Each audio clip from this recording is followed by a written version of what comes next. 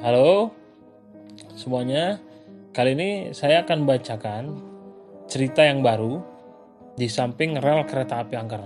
Karena rel kereta api angker masih panjang gitu ya ceritanya ya. Di sini saya akan bacakan dari Kaskus juga cerita-cerita pendek. Ini berjudul Kumpulan Cerita Horor di Kampus UI Depok. Jadi nanti karena ceritanya pendek-pendek, paling saya bacakan satu postingan itu 3 cerita. Ini cerita yang pertama dari Agan Kesakitan. Ini penulisnya adalah Agan Kesakitan.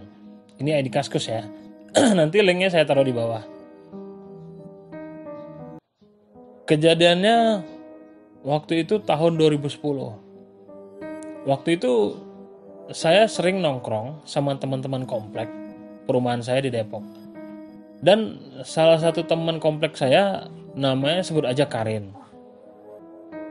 Suatu ketika saya waktu itu posisi lagi di warnet. Namanya Darmanet. Kalau anak Depok dan suka ngegame pasti tahu. Tiba-tiba saya dapat telepon dari Karin.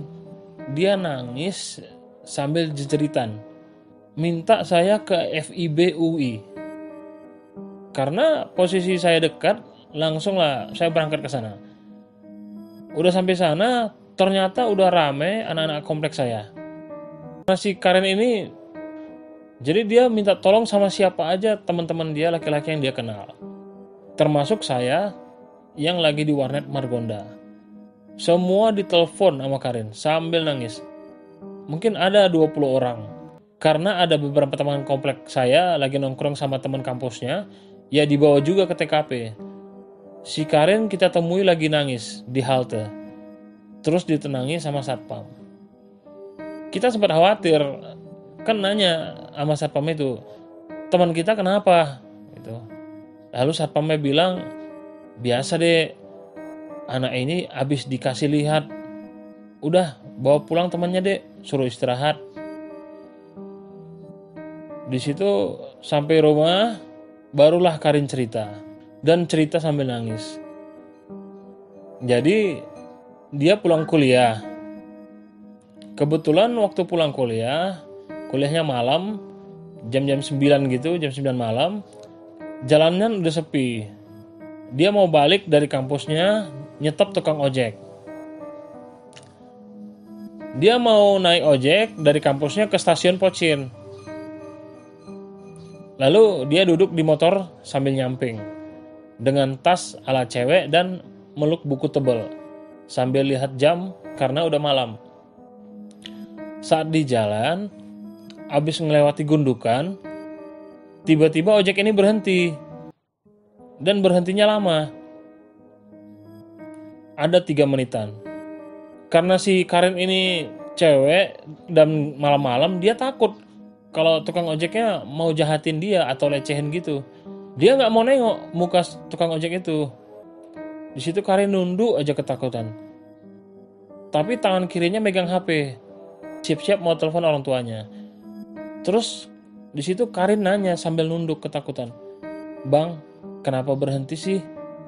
Di situ tukang ojeknya jawab, "Maaf mbak, kepala saya jatuh." Sontak Karin respon lihat ke tukang ojek tersebut. Dan itu beneran, tukang ojek itu nggak ada kepalanya, jatuh di saat polisi tidur tadi. Cuma ada lehernya doang berdarah-darah. Dan kepalanya ada di depan gundukan itu, lagi tergeletak dengan darah semua. Lalu itu buku langsung dilempar sama Karin, lari dan teriak sejadi-jadinya sambil nangis. Setelah beberapa langkah, dia disamperin sama satpam. Di situ Karin nunjuk ke jalan, habis naik ojek. Tapi di sana nggak ada tukang ojek, yang ada cuma buku-buku yang berserakan. Di sana Karin sempat trauma naik motor maupun diboncengin selama 6 bulan. Oke, itu tadi cerita dari Agan Kesakitan, cerita pertama ya. Kita lanjut ya, cerita kedua.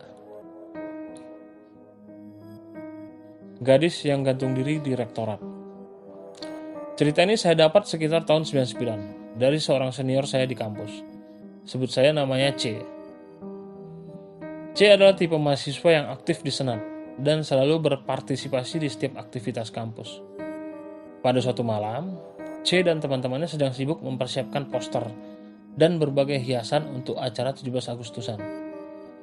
Satu persatu anak senat udah pulang, tinggal C dan seorang teman bernama B yang berencana nginep di kampus karena kerjaan mereka belum selesai. Untuk itu, C dan B berencana balik dulu ke kos untuk mandi dan ambil baju. Lalu kembali ke kampus untuk tidur di ruang senat setelah menyelesaikan poster dan beberapa hiasan. Di sana C dan B kemudian menumpang mobil B yang kebetulan AC-nya mati. Malam itu B nyetir dengan dua jendela terbuka. Mereka melewati gedung rektorat dan disitulah B melihat cewek berjalan sendirian di gelapnya malam.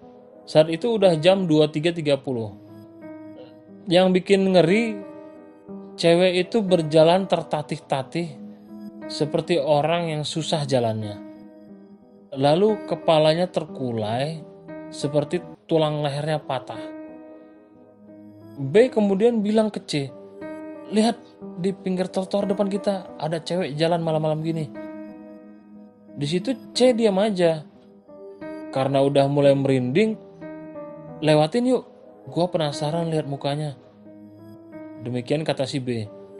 Pelan-pelan mereka mempercepat mobil, lalu B dan C melirik kaca untuk melihat wajah cewek itu. Wajahnya sangat pucat, matanya melotot, serta lidahnya terjulur keluar, berwarna kebiruan. Itu setan mahasiswa yang gantung diri di rektorat," kata C panik. Di situ B pun ngebut supaya mereka cepat sampai ke kos. Dan malam itu mereka tidak jadi nginap di kampus. Dan ada catatan kecil buat warga UI pasti udah tahu kisah mahasiswi yang gantung diri di rektorat. Dan sampai sekarang masih gentayangan di kampus UI Depok. Itu dia tadi cerita kedua tentang hantu mahasiswi rektorat. Sekarang cerita ketiga, hantu mahasiswi berkebaya di Fakultas Teknik. Kisah ini saya dapat sekitar tahun 99. Dan menurut teman yang cerita, kejadian aslinya berlangsung tahun 91 atau 92. Saat itu ada seorang mahasiswi Fakultas Teknik yang mengalami kecelakaan saat akan berangkat ke kampus menghadiri wisudanya. Padahal mahasiswi tersebut sudah mengenakan kebaya lengkap dengan sanggul untuk difoto bersama teman-temannya di hari wisuda. Lalu setelah kejadian itu, di setiap tahun, di saat Fakultas Teknik mengadakan acara wisuda, orang bisa melihat mahasiswi tersebut muncul. Terkadang dia terlihat berdiri di atas balkon salah satu gedung kuliah yang menghadap ke arah lapangan. Atau terkadang dia kelihatan berjalan di sekitar kampus.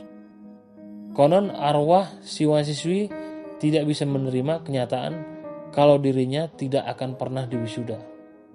Oke, dia tadi 3 ceritanya tentang cerita-cerita horor kampus UI Depok. Nanti kita lanjutin ya cerita-cerita lainnya di kampus UI Depok. Sebelumnya jangan lupa like, subscribe, dan komen sebanyak-banyaknya. Oke, selamat beristirahat.